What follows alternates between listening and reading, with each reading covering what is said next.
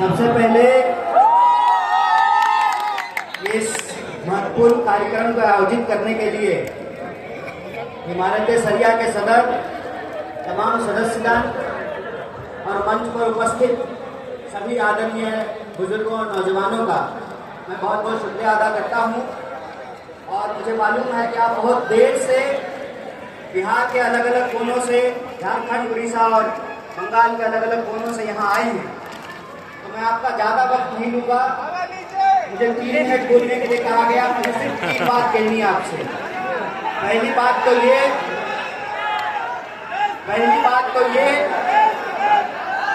कि काली टोपी पहनने वाली आरएसएस की फौज ने यह जो काला कानून लाया है, भारतीय राष्ट्रीय कांग्रेस की तरफ से हम इसकी मुखालफत करते हैं, हम इसका पुरजोर विरोध करते हैं। और दूसरी बात कि हमारा यहाँ आना ये कोई सियासी कदम नहीं है। हम सिर्फ और सिर्फ उस वादे को निभाने के लिए यहाँ आए हैं जो वादा इस देश में गांधी ने मौलाना अबुल कलाम आजाद को किया था। हम उस वादे को निभाने के लिए आए हैं और वादा ये है कि गांधी कहते हैं, रघुपति राघव राजा राम, पतित पावन सीता राम, ईश्वर अल्लाह तेरो नाम, सबको सन्मति दे भगवान, हम सबकी सन्मति दे। और हम आपसे माफी मांगते हैं कि इस देश में सेकुलरिज्म को बचा के रखने की जिम्मेवारी हमारे कंधों पर थी। गांधी के देश में कोर्ट से गद्दी पर बैठा है, इसलिए हम आपसे माफी मांगते हैं।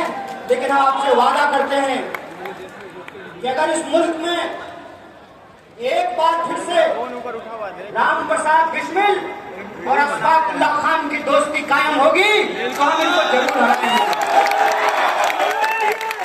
और इसी अजीमाबाद की धरती पर बिस्मिल अजीमाबादी ने कहा था, सरफरोशी की तमन्ना अब हमारे देखना है तो कितना बाजी बाकी है, चाहे इसकी जो भी कीमत चुकानी पड़े।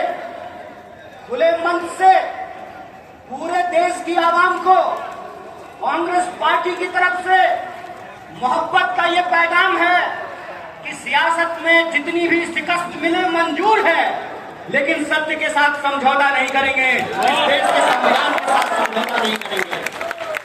और तीसरी और आखिरी बात, ये कभी मत सोचना कि कोई लड़ाई एक कौम की लड़ाई है। ये कभी मत सोचना कि इंसाफ की लड़ाई एक धर्म को मानने वालों की लड़ाई है। ये कभी मत सोचना कि न्याय की लड़ाई एक जहदी को कायम करने की जिम्मेवारी सिर्फ रहमान के कंधे पे है, बल्कि एक जहदी को कायम करने की जिम्मेवारी राम के भी कंधे पे है।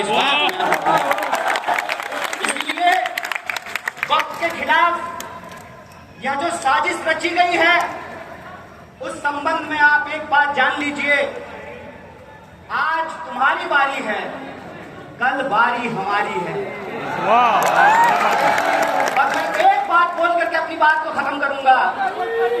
मैं आपको याद दिलाना चाहता हूं, जब 370 हटाया जा रहा था, तब हमारे व्हाट्सएप पे मैसेज आता था, शाबाश मोदी जी, अब तो हम डल लेक के सामने जमीन खरीदेंगे। मेरे टोले मोहल्ले के लोगों, बताओ कितनी जमीन तुमने डल लेक के सामने खरीदी है, बता दो जरा मुझे।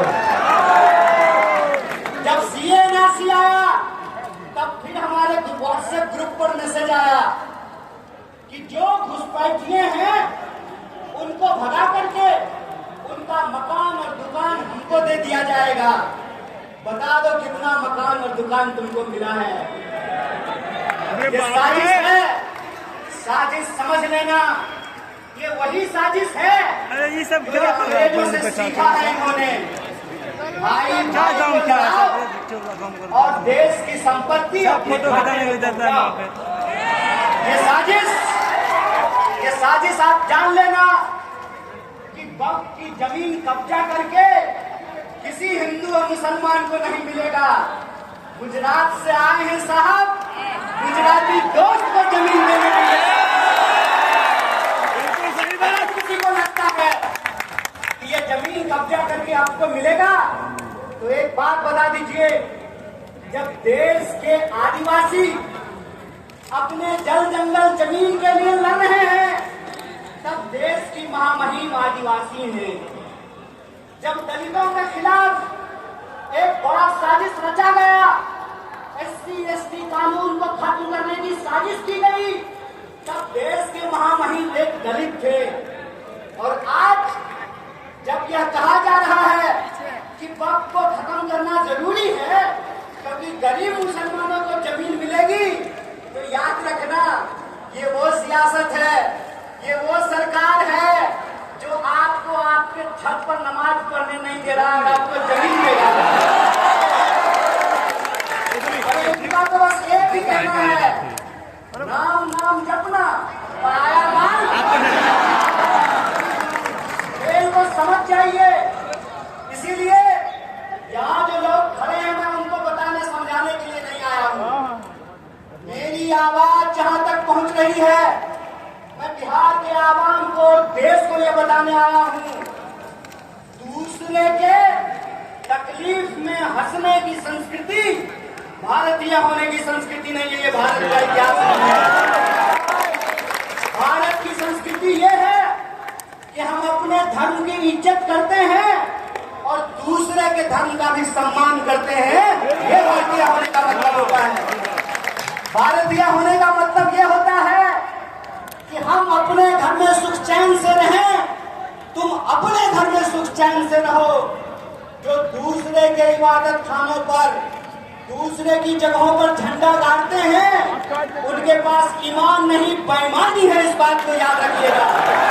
इसीलिए जब आज RSS कह रही है कि संविधान से, प्रस्तावना से समाजवाद और धर्मनिरपेक्षता निकाली जाएगी, इसका मतलब यह है कि आज एक शब्द निकाला जा रहा है, कल को पूरी किताब बदली जाएगी।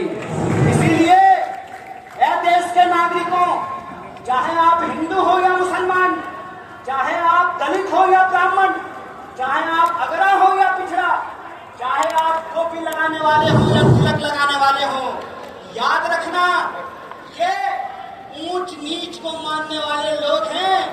इनको आपने गद्दी पर बिठाया है, ये आपसे आपका समानता का अधिकार छीनेंगे, आदिवासियों से जल जंगल जमीन का अधिकार छीनेंगे, पिछड़ों से भागीदारी का अधिकार छीनेंगे और मुसलमानों को इस देश में नागरिक होने का अधिकार छीनेंगे। इसीलिए लड़ाई एक कौम की लड़ाई नहीं है, पूरे हिंदुस्तान को बचाने की लड़ाई है। और इस लड़ाई में हम सब एकजुट हैं। बोलिए, एक है कि नहीं है? तो आप हमारे साथ एक नारे को बुलंद कीजिए, उसके बाद हम अपनी बात को खत्म करेंगे। इस काले कानून के खिलाफ हमारी एक जहदी प्रदर्शित होनी चाहिए। अशफाक उल्लाह खान और राम प्रसाद बिस्मिल